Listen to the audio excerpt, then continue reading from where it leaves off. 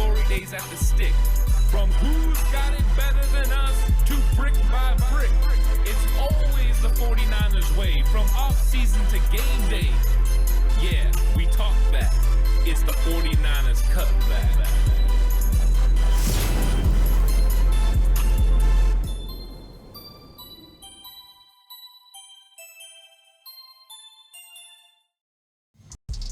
It's 49ers Cutback podcast time. Welcome to the show, everyone.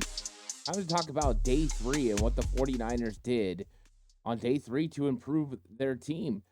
It was an interesting day 1. The 49ers went wide receiver, and of course, that didn't surprise anyone. I think wide receiver was a position of need that people thought they may address. I think Ricky Pearsall was a surprise. But we came around to it. We got excited about it. Of course, if you missed that episode, go check that out. I talk all about Ricky Pearsall. Then in round 2, it was hitting more positions of need, going ahead and getting Renardo Green at pick 64 to help this football team. They envision him playing nickel corner, but he has the ability to play on the outside as well, physical in the run game. Like, all right, here we are, 2 positions so far that they needed to address. And then in the 3rd round, they go and they get Dominic Puny at pick 86, and he's going to be an interior offensive lineman that's going to help this team into the future. Will he start this year? I think that's to be determined. If you're looking for day 2 information, that is available as well. Go check out that episode. It's available on YouTube and all audio platforms. 49ers Cutback on Believe. But day 3, the question marks were, what were they going to be looking for? When we talked on our preview show about what could happen, I said safety seemed like the most logical. You had a need at safety because of bodies. Right now, you had 3 safeties potentially available. You, of course, have Talanoa Hufanga, the All-Pro. He's going into his last year of his contract and coming off an injury, but he's an All-Pro safety. Jair Brown, you jumped up and traded for last year. And he stepped in injury-type situations when Hufanga got hurt and played pretty well, including an interception in the Super Bowl. Is there work to be done for Jair Brown before he can really step up into that next level of defender in this defense? Yes, but there's a lot of promise there. We're definitely excited about what Jair Brown could be.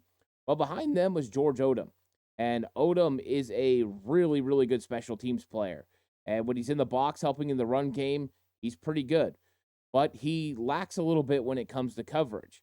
So you have 3 safeties and you needed to be able to address it again. So safety was definitely a position that they should address. I also said in the preview, this is kind of the area you start thinking running back. It's running back area. And guess what? 49ers were probably going to address running back at some point. So the draft gets off to kind of an interesting start in day 3. It's a lot of fun. We're going to be talking all about the draft picks that the 49ers were able to make. They end up drafting 5 players in the late rounds. So 3 in the 4th, 1 in the 6th, and 1 in the 7th. And we'll talk about what happened to those 5th round picks as well. Please like and subscribe to the channel if you haven't already. I appreciate it. Lots of subscriptions over the weekend during the draft coverage. I'm so thankful for everyone that came through, whether you were watching us on 49ers Rush with John Chapman or you came here for day 3 or any of my recap shows. I appreciate it. Definitely, it meant a lot. So thank you. And if you're listening audio platform, it's 49ers Cutback on Believe, available on Believe Network and all audio platforms, Spotify, Apple Podcasts, wherever you listen. Please go ahead and give it a 5-star rating, leave a review. I truly appreciate it so much. And if you're going to bet with Bet Online. Bet Online is your number 1 source for all your summer sports this season, from MLB, golf, NBA, and NHL playoff stats. All the latest stats, news, and scores available to follow your favorite teams. Get the latest odds and lines, including the latest team matchups, player props, and odds on just about every sport out there. Head to the website today or use your mobile device to get in on the action. Bet Online, where the game starts. So, San Francisco 49ers definitely saw safety as a position where they needed to start. And there were some pretty good safeties available when we went to day 3. Now, one that was going to be available was ranked my number 102 player on my big board, and the 49ers were picking at 124, and they got a guy that they really liked. And at 124, they selected Malik Mustafa, a safety from Wake Forest. And he's an interesting guy because he has the ability to not just play safety, but in a pinch play corner. So they like his position versatility. Whenever we talk about 49ers players, it's versatility. You talk about Pearsall in the first round, they talked he could play any one of the wide receiver positions, versatility. Bernardo Green can play outside, inside, and safety, versatility. Dominic Puny can play center, guard, tackle in a pinch, versatility. So what do they go and do? Malik Mustafa, versatility. And this is a safety that can absolutely run. He's put together. John Lynch called him an Adonis during the press conference because of how physically put together he is. I haven't heard that term from a GM or coach since Jim Harbaugh said that a player was an Adonis. It's always interesting. It makes me think of Harbaugh, and I laugh. But let's talk about Malik a little bit. 5'10", 209 pounds. So the 49ers like their DBs to be about 5'11" to 6'1" in that range. That usually helps with quick change of direction. The longer you are, it's a little bit harder for you to change direction. And guys who are bigger that can do it are definitely harder to find. So this is what they're looking for: 5'10", 209. So big physical guy. He always brings a thump. We'll talk about a little bit. When it comes to hands and arm length, they're not anything that's going to get your attention. He's not built that way. Now he ran a 4.52.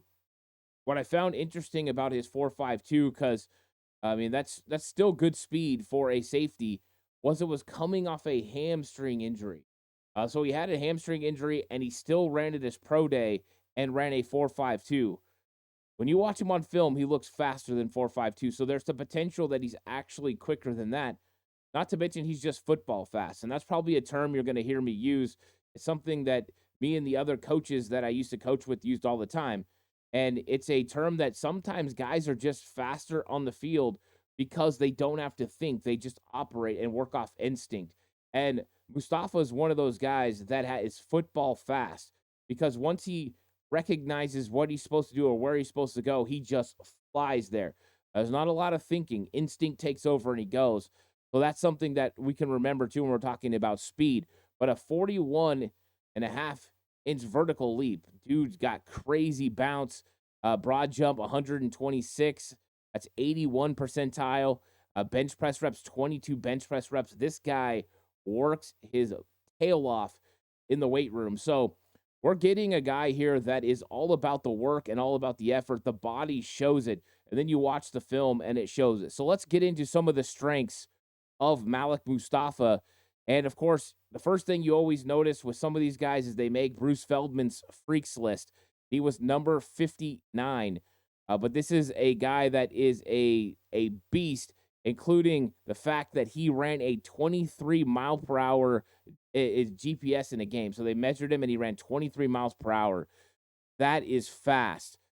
That's some of the fastest in the NFL. That's what I'm talking football fast. The guy can absolutely move. He's very physical in run support, and he likes to blow up plays. He gets there, and when he does, he's getting you to the ground. He's a tackling machine.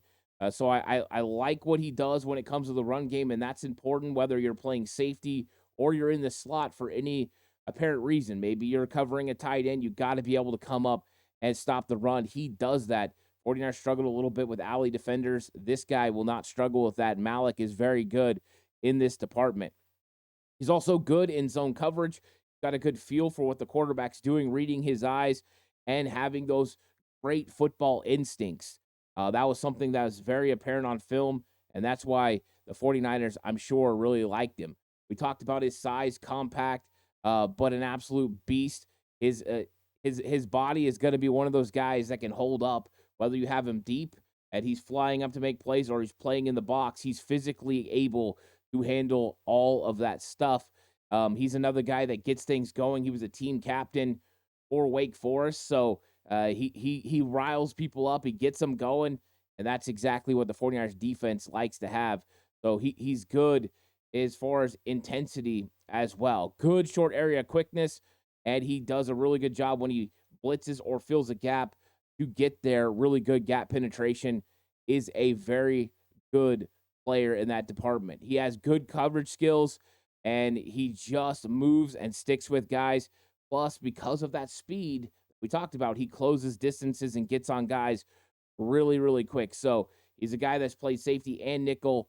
Really good football player. The 49ers get at 124. Let's talk about a little of the things that maybe aren't the top shelf when it comes to Malik, and maybe why he was a fourth round pick is sometimes the length. We talked about he's not one of those guys that measures both hands and arms. That can make it a little bit difficult when he's going against taller NFL receivers or tight ends to be able to cover those guys man to man. And sometimes, what do we talk about with a lot of these guys that are defenders that we like for the 49ers? They're over aggressive. And sometimes those pursuit angles being too aggressive allows for missed tackles. So he's got to get a little bit better at that. That's something you can get better at. So, and though he's got great ability and instincts, sometimes he's a little late to diagnose plays. So he's got to get better at that. But preparation will be a big part of that, mental preparation. He is a football guy, so he's going to be working on that. And a guy like Talanoa Hufanga could really increase the learning curve. So I like him there. And then what you got to do too is he's got to make sure, because of that aggressiveness, that he works on patience, being able to stay home on the backside, so that way they don't hit you with cutbacks, hit you with counter plays, misdirection that could cause you to have a little bit of problem. So those are the limited weaknesses when it comes to Malik Mustafa at 124. 49ers had a need at safety, and they addressed that need with Malik Mustafa. Now, the 49ers were set to pick next at 135. So the 49ers had made a trade to go up and get Dominic Puny, where they gave away pick 132 to go up and get Dominic Puny. Now, they had picked up pick 173 from Kansas City in day 2 as well. Well, the 49ers decided there was a run on running back, and they were going to go make a move. So Jalen Wright from Tennessee got drafted by Miami, and then right after that, Shipley went to Philadelphia. Ray Davis goes to Buffalo, and it's like 49ers thought, you know what, we need to go get our guy. And I did think that potentially day 3, round 4 made a lot of sense for the 49ers. I actually really liked the 3 running backs that went ahead of the 49ers, but they jumped up. And to do that and jump up, they traded both of their 5th round picks, 173 and 176. So the newly acquired Kansas City pick to go back one spot, and also their normal 5th round pick. They traded it to the Jets for pick 129. So big move. Don't have a problem with it. We were live. A lot of people, hey, this is aggressive. Don't mind. I think the position that the 49ers end up going with gets everyone's attention, but 49ers definitely wanted to get a certain player, and they did. They got Isaac Guerendo, running back, Louisville.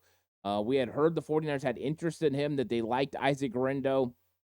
I think 49ers people looked into it. I know I did. I heard the news. I looked at Isaac Guerendo. I wanted to see what he was about, so I have a real good feel for him. Let's go over his measurables. He's 6 foot, 221 pounds. You got to like that weight, 221 pounds. He's bringing a punch when he comes as far as contact. But when you're looking at his 44.33, so interesting thing that I found is over the last 30 years, there's only 2 players that have went to the combine, weighed over 220 pounds, and then ran a 4.340. DK Metcalf and Isaac Guerendo. That'll give you an idea of the straight-ahead speed demon that he is. Now, his shuttle was 4.15, very good. That's 78th percentile. Very, very good. 10-yard split, 155. That means he's quick in the first part. 41.5-inch vertical, the same we just got from Malik Mustafa. That's top 99 percentile. Broad jump, 129, top 97 percentile. 3 cone, 6.94. 73 percentile. Bench press, not as strong in the upper body, but the lower body is absolutely massive. Like, the guy's got tree trunks for legs. So interesting right here. Now, the first thing I noticed about him, he accelerates so fast. He goes from 0 to 60 in no time. So he's one of those guys, he gets out in the open field, he's going to outrun angles. So if you needed a home run back, this guy can be that guy. 49ers have had home run backs before Matt Breida, Raheem Mostert, guys that once they got out, they were gone. McCaffrey, Jordan Mason, Elijah Mitchell, not really those home run kind of backs. Garendo is one of those guys. So he's got that nice size and speed ratio. He's a big guy, physical, competitive demeanor. He works really hard. He plays hard. That's something you like. When you look at him, the physicalness, the dense body style that he has, very strong build. He looks big. He should be able to handle multiple carries in the NFL and handle the physical demands of a running back in the NFL. So we talked about the elite speed. He's going to be able to be good if he gets out in the open field. The interesting part is going to be him getting into the open field. He has a very interesting running style, occasional decisiveness. And I put occasional decisiveness because there's sometimes the one cut and go guy is extremely decisive. And then there's sometimes he tries to bounce it out. More on that in a little bit. And so that vision to allow him to exploit open gaps needs to get a little bit better, even though he does fit the scheme and he is a one cut and go guy. We know Elijah Mitchell coming out of college somewhat struggled with this a little bit, and then Bobby Turner got to him, and Elijah Mitchell got a lot better in that rookie season, especially through training camp. I think they're expecting Garendo to have that sort of advancement as well. Can also catch the football out of the backfield. That's always good to have. Plus, he can pass protect. He's a pretty good pass protector, and he should be at 6 foot, 220 pounds. He's got that. So that's something that you have to have. And then he also shows resilience. So he's going to keep his legs moving, trying to fight for extra yards, which should make him, because of his size and speed, pretty effective in short or goal line situations. Those type of things make sense. He's very confident in the way that he runs and the way that he plays. And so he's a guy that could be an eventual 3-down running back in the NFL. Here's where it gets interesting. Some of the weaknesses for Garendo. Doesn't burst out of cuts good. So if he's running fast, he would have to slow down to change direction. He can't change direction on a dime like a lot of other guys. So his ability to change direction quickly is not there, which means a lot of times once there's contact, he ends up on the ground. I know he's physical, but he just is a straight ahead runner. That's something that's very obvious on film if you watch it. So you go and you watch any of his film, that's one of the things that's going to make you see who he is right there. So he's a guy that's got to get a little bit better at that. He also has the over reliance on bouncing plays outside, and that sometimes means you don't trust your eyes or you don't trust that a hole is going to open. And in Kyle Shanahan's system, you have to have trust. You have to see a hole that's not very big, and you have to start to go to it and then trust that it's going to open up for you. Sometimes Garendo doesn't trust that and he bounces it outside. Will that get better playing for Kyle Shanahan? I don't know. But if he bounces outside, that's going to change his downhill running style where he's going to be the most effective. One cut and go, get downhill, get your 220-pound frame going really fast upfield to get extra yardage. If you're going sideways, that's not where he wants to be as a running back. So that's something that he needs to get better at. And then also, he's good when it comes to blocking and holding up and pass protection, but he does get a little confused when it comes to twists and stunts and being in the right spot. Of course, those are things he's going to get better at, I'm sure, in the NFL as he gets working with Bobby Turner about what he's supposed to do. And then he needs to get a little bit better with balance and that cutting and elusiveness in the open field. There's really not elusiveness in the open field. There's a lot of guys that can make you miss on the second and third level. He's not one of those guys. And if he's going to become an elite running back in this league, he needs to get better at that part of the game.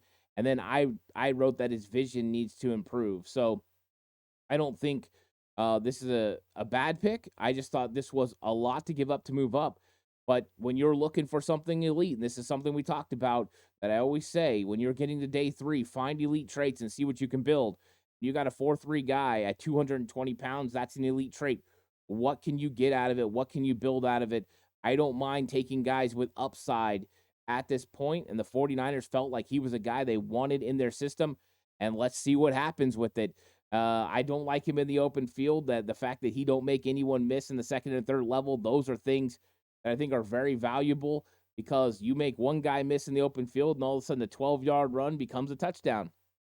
And he would have a lot more breakaway touchdowns if that was the case. Now, if he gets a hole, no one's there, he's gone. You ain't running him down. So 49ers get a big physical running back. Speed on day 3, not shocking. And the 49ers weren't done because they had their 135 pick that came up next, and they stayed in the speed department. We talked, hey, would the 49ers double up on wide receiver? I wasn't very optimistic that they would double up, but I said I wouldn't rule it out. And boy, did they shock me, because they did go ahead and take a wide receiver, and they took Jacob Cowing out of Arizona. And we had talked about the fact that they may need a return guy leading up to the draft. Once Pearsall was drafted, I just obviously believed Pearsall was going to handle punt return duties in his rookie season, and the 49ers had handled their return duties. But not so fast. The 49ers were targeting a quick wide receiver from Arizona in Jacob Cowing.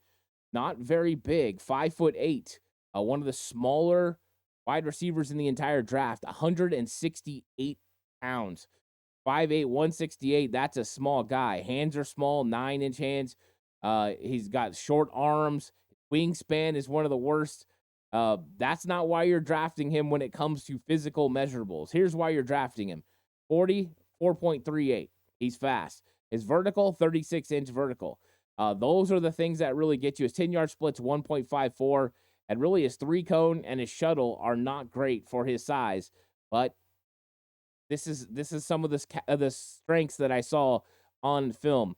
This guy has exceptional quickness to be able to be a good slot receiver in the NFL, and a guy that should be a threat with the ball in his hands once he catches it. Run after the catch should be very significant for him.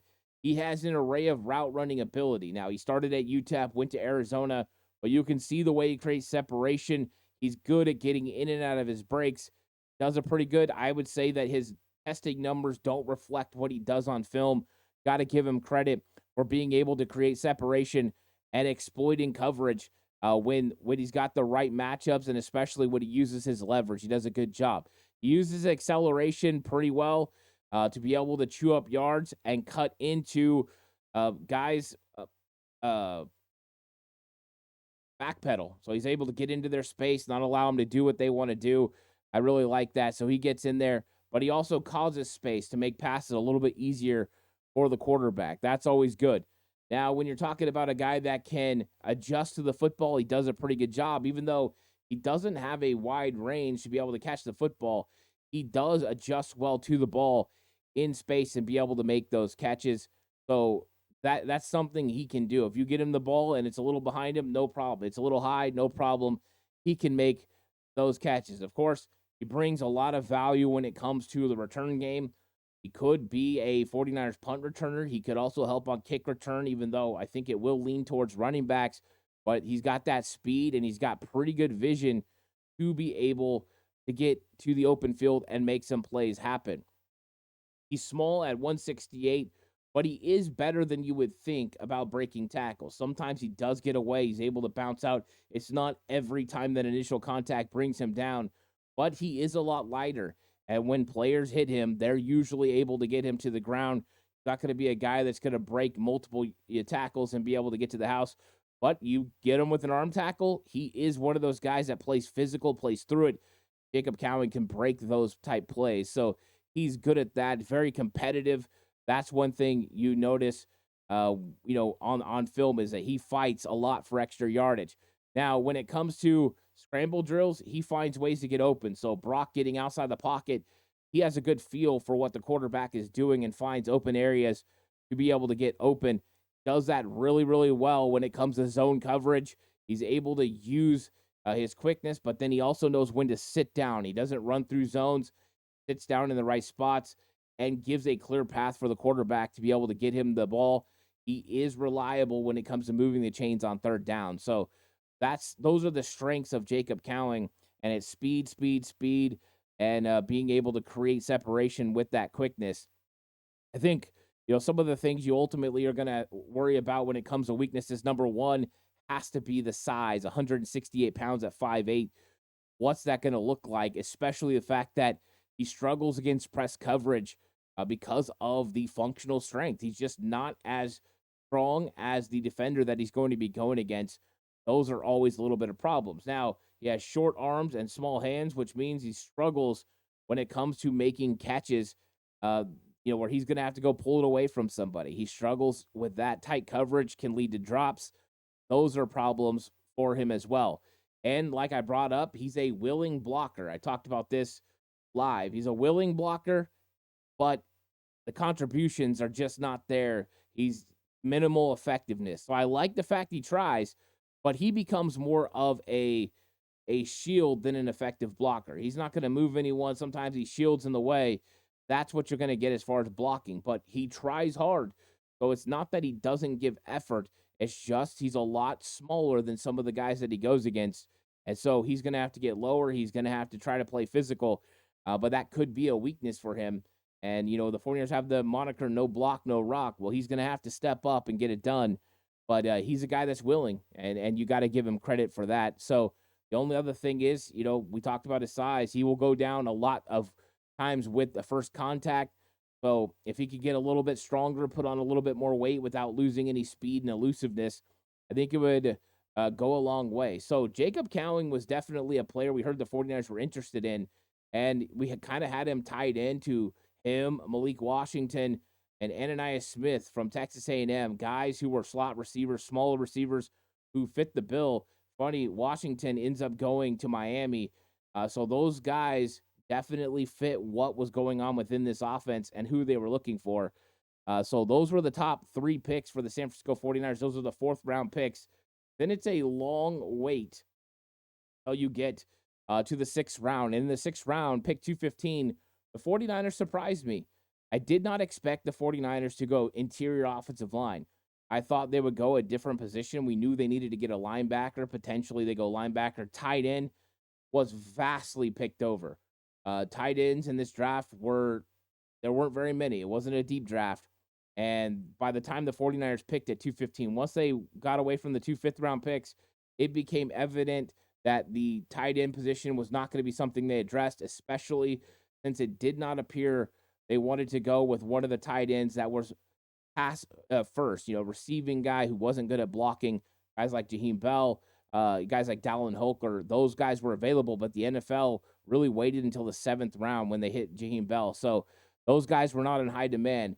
The 49ers went interior offensive line. And truth be told, I watched maybe like a minute of film of Derek Kingston where I actually focused on him before the draft. So I had put him in an undrafted category, but I could not even remember during the live coverage that I had watched him. I had to go back and look, and sure enough, I'd watched just a little bit just to get an idea of who he was, but I had to go back and watch film. So now we're going to get a clear picture of who I think Jared Kingston is, the offensive tackle out of USC. He's 6'4", so a little bit shorter, 306 pounds.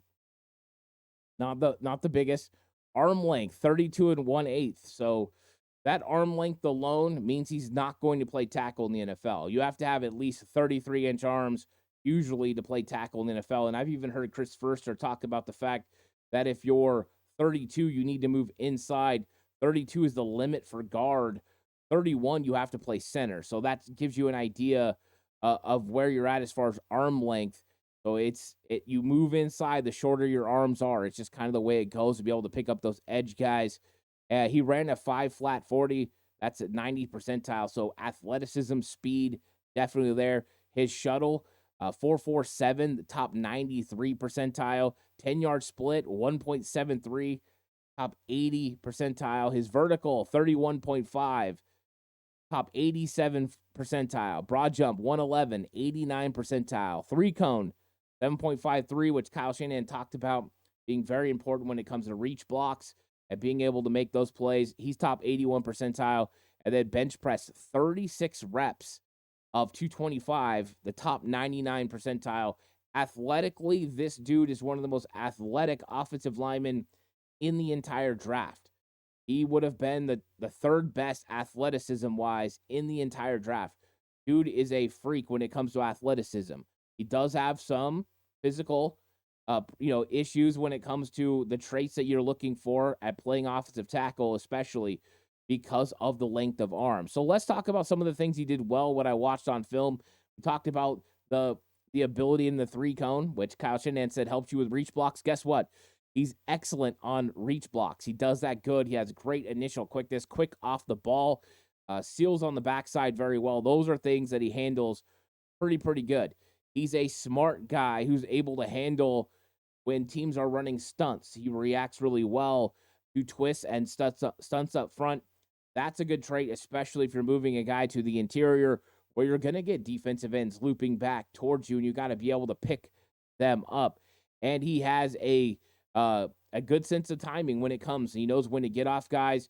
But when you're pushing to second level, a lot of times, especially in zone, you're a guard, you're going to be able to give help, and then eventually you've got to push up to second level. He's got good timing when it comes to doing that. He is a beast when it comes to the run game. He plays nasty. There was a lot of plays I saw on film where he finished guys off, finishes them on the ground, throws them down, hits them. So he's got a definite demeanor for run blocking. I know a lot of coaches would really like that mindset. Then he is a guy that's a great athlete. We talked about his numbers. He looks good when it comes to mobility. His footwork is usually pretty clean, and he looks light on his feet. He carries his weight well. Wouldn't mind seeing him put 5 to 10 pounds more on as long as he doesn't lose any of that speed. Good lateral quickness. He's able to shuffle pretty good. Lower body does a good job. And this is something I saw on film. He mirrors guys pretty good. When it comes to pass defense, if he can get in front of them and mirror them, he's really good. That's why I think moving inside is really good for him. That's going to be great because I've seen some weaknesses when it comes to that, and we're going to be talking about it a little bit in just a second. So he got that killer instinct, one of those guys that wants to finish at all times. His awareness is pretty good. I like that about him. And then he's fluid when it comes to adjustments at the second level. So if he's running and he's trying to get to a second level block, a linebacker, and that linebacker adjusts, he's able to adjust and get to him because he's a fluid athlete. He doesn't have to stay on one direct line. You want to get on a direct line so you can cut the guy off, but if something changes, you got to be able to change. Some offensive linemen aren't capable of do that. They'll just keep running right by, and they're just not athletic enough. The linebacker comes off. He's able to make a tackle because you couldn't adjust. That doesn't happen here. Kingston is able to adjust, and so I really did like that about him. And because of the quick feet, that change of direction, that's what he can do. Those are advantages to him. That's like Jake Brendel. That's one thing Brendel does well. He just doesn't maintain blocks, but he does that. So let's talk about some of the things he struggles a little bit on. So he needs to work on his technique and pass protection. He will. This is what I wrote. He'll lean inside, lose pass rusher around the edge. So what he does is a lot of times he'll set. It is kick slide, and I'm going through my kick slide. But yeah, he sets, and then what happens is he sort of gathers and he's worried about getting beat inside, which that's why you got to keep that lean on the inside just in case. And he kind of sets his feet and stops his feet for a second, and then tries to pick them back up. With a speed rusher, a lot of times they'll beat him around the outside. So that was a weakness that I saw on film when it come to Kingston. So he's got to get a little bit better on that. He's got to have a feel. That's why I think moving him in where he doesn't have to worry about a speed rusher with so much distance. That distance, sometimes you have to make it up. You have to kind of go to him in your slide, and it creates a little bit of opportunity for that guy to go back inside. Or if you get him on the inside, there's less space, less room, and a less dynamic pass rusher that you're working against. So that's something that he's got to work on. Sometimes he does have poor balance because he will reach and lunge when he goes to strike. So he'll go with his initial punch. So here comes the guy. Boom, goes the punch, and he leans. He gets a forward lean. Too much body weight going there because he's trying to generate power. He needs to get more power from underneath, from his hips, from his lower body, and try and generate less from the upper body. Less upper body movement, more lower body movement will help him stay balanced where he doesn't have to lean forward and get that bend and end up getting a defensive lineman that gets him off balance, because that will be a real problem for him no matter who he's playing, whether it's an outside edge defender or an inside guy.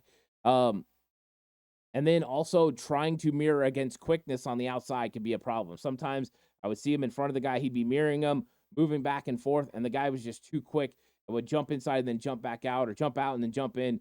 He would not be able to handle it. I think on the interior with defensive tackles, that will be a little bit different. So far, he showed the ability to anchor. I would worry a little bit about him having enough lead in his pants to be able to anchor consistently against big defensive tackles. That's something I want to see. I didn't see enough of it in film right now to see how he would handle going against, big 320, 330-pound defensive linemen, and what that would mean as far as him moving back. Quickness-wise, he should be able to handle the quicker guys. So those are going to be some question marks we still have to find, but fun prospect because he has all the athleticism in the world and all the ability to get better. So you're, once again, 49ers betting on traits. What have we talked about so far? It's traits, especially once they got to Garendo. It was like speed for Garendo, speed for Cowling. And now here we are with Kingston, speed for Jarrett Kingston as well, athleticism, guys that have elite traits that possibly you can get something out of. The 49ers went with speed on the inside when it came to the offensive line. The 49ers didn't address offensive tackle. They definitely put the focus on the interior part of the offensive line for some of their decisions, and we'll see what happens. They said they're high on, Jalen Moore. We'll see if that's the case. With the last pick in the 7th round that the 49ers had available, they picked 251. They finally addressed another position that 49ers have been talking about a lot, and that is linebacker. And they went with Tatum Bethune, linebacker, Florida State. And so because it's Florida State, seen a lot of his film, so I was very aware of who Bethune was. I knew athletically he wasn't as gifted as Kalen DeLoach, another linebacker that was available. But DeLoach is a lot smaller and a lot different when it came to play style than Bethune. Bethune is a fun player because he's physical and he has all the ability in the world. Let's talk about him a little bit. He's 6 foot tall, undersized for most linebacker rooms, and 49ers, no different. They normally like their linebackers a little bit taller, but you see the guy. He's got some ability there, and his 40 time was a 4.69. That's not fast, and that's not fast a linebacker to be able to go sideline to sideline. We'll talk about that a little bit in a second. 16 bench press reps, which isn't the strongest thing, but what is he really good at? He's good in coverage. He's good at looking in the backfield, reading, and then being able to play zone coverage. He does that really good. Good feel in coverage means a lot of times he gets to the receiver right when the ball gets to the receiver and is able to get up some of those, able to get some PBUs, and also gives up less yards after the catch. With linebackers, yeah, the receiver may make the catch, but tackle him right there. Yards after the catch are the real problem. So he's able to do that well, and a lot of that comes from that football IQ, being able to understand what's going on there. Now, I think he has football speed, and the football speed, like I talked about, allows him to be able to move faster on the field because he's not thinking, and he's able to get where he needs to get. And sometimes, even though he's 4.69 as far as his 40-yard dash, he was able to stay with and run down receivers in man coverage. Very impressive. He handles misdirection very well. Change of direction ability. He changes direction very good. And then when he finds his window, he comes downhill with force and he puts it on you. He brings the wood. I love the physicality. Every time he finds an open window, that's what he's trying to do, get downhill. He does a pretty good job at it. And I love that. That means you have a nose for the football in the running game. Now, his fluidity in his hips is good. He's able to turn and run. So he can be used in man coverage as a linebacker. So you need to have linebackers that can cover in this NFL, and he's one of those guys that can do it. He can turn, he can run with tight ends, he can run with running backs, and that's kind of the new way of the NFL, putting running backs out there and trying to get matchups against your linebacker. Well, if you have a linebacker that can match up with them and fluidly run with them and keep good coverage, that has that mental makeup and football mentality to be able to cover them, that's really huge. He's a intelligent player that can play all 3 positions. And I know he's undersized, but that's the kind of intelligence he has. This guy is a smart football mind. You could put him anywhere, and he'll be able to handle it no matter how big or small he is or how athletic or, 40-yard dash says that he is. He's got the instincts to be able to go out there and make plays and has the instincts to find the ball in traffic. He does a really good job with that. And he's got necessary size and athleticism. He's good enough size and speed. He's worthy of development, in my opinion. 251 was a good spot for him. Let's talk about some of the weaknesses that I saw. Sometimes he gets caught with his eyes in the backfield too much, and loses track of where he's supposed to be. And then when it comes to big physical running backs, sometimes they will break his tackles. He's got to get better at getting guys to the ground. So big physical running backs, big physical players are going to be a little bit of a problem right now. He needs to get more physical when it comes to tackling. He has to be in the correct position to be able to make those tackles. If he's stretching, if he's leaning, if he's out of his framework, there's a chance that we could get a broken tackle there. So that's something he's going to have to get better at. And I think he needs to get better at using his hands to shed blocks. Even though I've seen him shedding blocks, I think there's an improvement that could be done there. He needs to vary up his moves, be able to get consistent with using his leverage as a shorter guy to be able to get underneath some of these bigger offensive linemen or bigger tight ends that are coming at him, and then use his techniques in his hands to be able to get those hands off, wrist control, get where you need to get, because disengaging is something he has to do, and that's a priority that he needs to improve. So he's definitely a guy that, has special teams help as well. And the 49ers got a linebacker they think they can develop. And we've seen them develop linebackers through the years, undrafted free agents that have helped, whether he's Shire, Demetrius Flanagan-Fowles, that have helped the football team, or guys that they've drafted that they've developed, like Dre Greenlaw, Fred Warner. So 49ers go linebacker there at the end of the draft. And, overall, day 3 was interesting. The Malik Mustafa, I don't think, was a big surprise. Safety was definitely a priority. But the jump up with the 2 fifth-round picks for Isaac Guerendo, what got everyone's attention, and let's be honest, because it was running back, it got more people's attention because there have been some failed attempts by Kyle Shanahan to find running backs. Guys like Trey Sermon and TDP are on a lot of people's minds in the 3rd round. And so this was a 4th-round pick, and the 49ers thought it was going to be a good one. I think they got a lot of speed. They got a lot of athleticism. They got guys maybe they can develop into the future and do some things for this team down the road. I am curious to see how it's going to be. It's going to be a lot of fun. Now, they also did sign some undrafted free agents. I'm going to get into that as well this week with another new episode, because I want to keep talking about these guys, and there were some interesting undrafted free agents. So be on the lookout for that. Like and subscribe to the channel if you haven't already. I really appreciate it. This episode brought to you by Bet Online. The game starts here. I'll catch you guys all on the next one. Until then, stay safe. And remember, the right way is always the 49ers way.